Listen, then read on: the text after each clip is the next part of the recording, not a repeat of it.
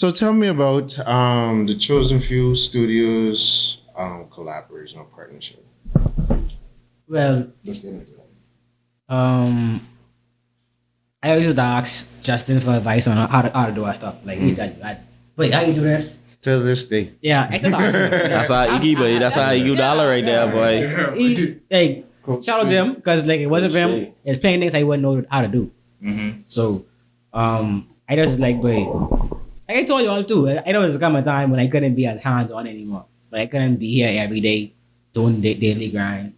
I had to go to somewhere to make some income. Like so, I always knew we had to find some way to where either we get an investment or we had, or we get someone who could take over and run the studio part. Like I already knew Kellen in the market to run Create Tech side of it, right? But I needed to get the studio off Create Tech shoulders per se. Like someone needed to be who was educated, someone needed to be who was trained, someone who knew what they was doing. Like Create Tech is here to invest in the studio, but we didn't necessarily have all the skills to run it. So having someone who could teach us and then still run it for us was solid. And so I approached Justin. I asked him like, bro, like how would you feel as we run the studio? I tell him like money and no thing, like 50-50, whatever you put in, you get out. Like I ain't trying to be like, oh, I do this and because I have the space or I don't know. It's just like, bro, you being there already helping me, so let's just do it together. Like he already was in the space. He done had the platform, which no people in Nakuret. It didn't make no sense trying to make a whole new Nakuret when I have a cousin who already doing this thing. So it's just like, bro, let us ride. Like we can help you. Like Create Tech here to invest in. Rub my hand, I rub yours. Exactly. So, and he was receptive. Symbiotic relationship. He was receptive to it. He ain't be like, oh, but carry up. Like I got my own stuff. And I need you. You say something. He just like, yeah, right. Let's do it. So shout out them. That's the stuff. That's the type of things we like to see, especially us who's still trying to learn everything. Because it is a process. Exactly. It is a process. So knowing that Justin isn't like, he doesn't like turn his nose to like questions or lending a helping hand. Like I need him to know like that's like a big boost of encouragement for us because it's like, okay, while we learning, you understand it, but you also willing to like be like, okay, I ain't gonna like grab your hand and walk y'all, but hey, I can tell y'all little pointers to like, okay, do this instead, or like think about this when y'all approaching something. Now give us like an idea, like okay, because like me and Chris will talk all the time. Like he'll have a conversation with you, and then he'll come to me and he'll be like, wait, I wasn't even like thinking on like about that like that, and I was like, wait, I wasn't even thinking about it like that. So it's like different things like that comes in very, very helpful that I can always appreciate about that. Yeah, y'all miss out on the partying, bro. Keller, like I said, Keller was front and center. Guys.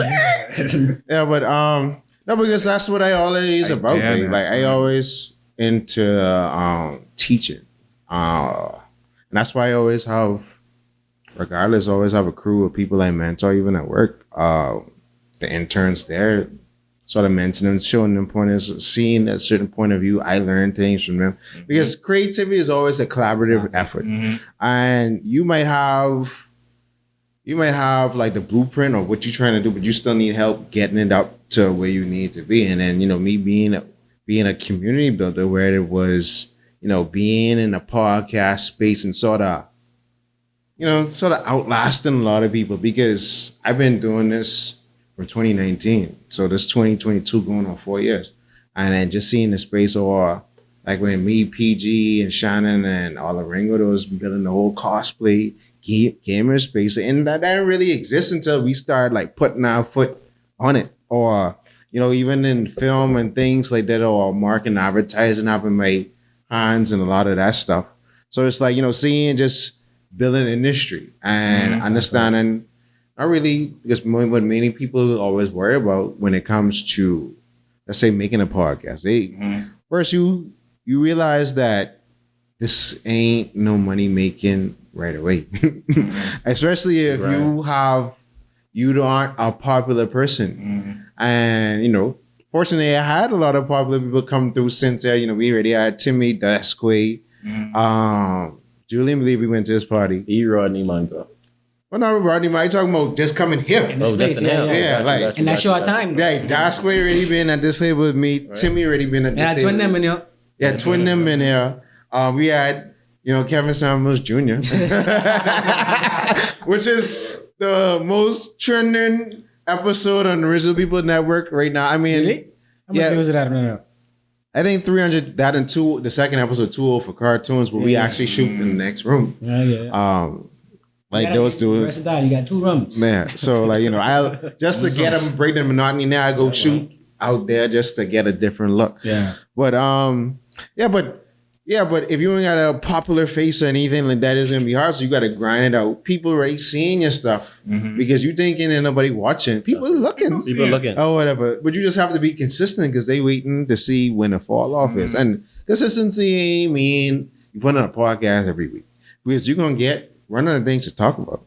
I can tell you that because at this point, there's only so much things I could say to be like, all right, I can make a full episode about it. Now it's just like, okay, let me see someone else take. Let me see someone else take. So you ready? You want to know how to pay Maria for the date? Yeah, so it's like, no, but that's what happened when you do 70 plus Yeah. episodes. So it's like, you're gonna run out of things to say that if you balancing all people, keeping chemistry, and then we seen how podcasters that get paid millions still break up because, over time it's like it becomes so methodical and monotonous, and people, the money get in the way or egos get in the way and all these different things. But irregardless, well, let's get to the meat of things. Let's get to the trapsiness. I thought that was the meat. No, Hey, that's what I thought. no. So barbershop talk. We have this. Actually, before we get to that, let's talk about the last episode I made in here. So, truth be told, it was some controversy behind my guy Kevin. And I was like, bro, if it ain't criminal, let it fly. Because I like trapsiness. And if I ain't get locked up for it, it's gonna go out. And some people, and that's another thing. You have to be willing, when you a public face, you have to be willing to take the backlash, whatever it is. And not everybody willing to do it. I'm fortunately a little bit media trained to know what to say and what to say and how to say it. So, hello, go again? Hey, my apologies. I was asking in regards to who is it that you were talking about? I was talking about Kevin Samuels Jr. Oh yeah. Kevin Samuels Jr. JR. JR. Oh, I thought you was meaning the actual Kevin Samuels. No, I talking about his son, bro, the second coming. I didn't. I'm gonna be completely honest with you guys. That episode, I didn't see it. Okay, no, but you gotta see it, bro. You're gonna die laughing, bro. But I'm guessing that based on what you guys about to say, I'm gonna get the gist of what's happening. That's a funny episode. No, but that's a funny, That's a funny bro. episode. PG, Jade, and them was crying inside there, bro. Like, and Kevin actually, from that, we start to negotiate some business with him where he's gonna have a whole 10 episode series here, recorded here, and a couple of satellite spots. So, and he has a big platform and people willing to advertise, and he cut clips and posted on his TikTok and people wanted to come. So sometimes the trapsiness is work. Dr. Could I Trump, ask a question? Go ahead. My question is, what makes him Kevin Samuels Jr.? For the listeners who haven't watched that. By the way, That's a self-entitled. Hey, title, by the bro. way, all listeners who haven't watched that episode, please watch that episode. I'll watch it with you.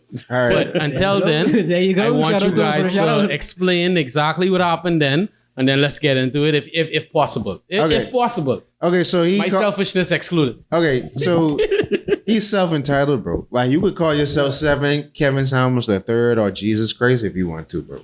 That's facts. Like, Facts. no, but I just call myself Lord the niggas and Nassau, bro. There you go. But but when it comes to creativity and creative space, there ain't no rules. I mean, there's rules, right? You ain't want to commit defamation or libel with non-facts. So you don't talk about things that you don't know about. And I mean, there's been moments where people have said things, and if I let it go, let's say attorney generals would be coming from my head, but being good. So, but it's just understanding what was trigger words, what's this, was that, how to, curtail the conversation. And back to my original point, the women are trying to cut these mics off from us. They're saying the fun the Mayor Podcast.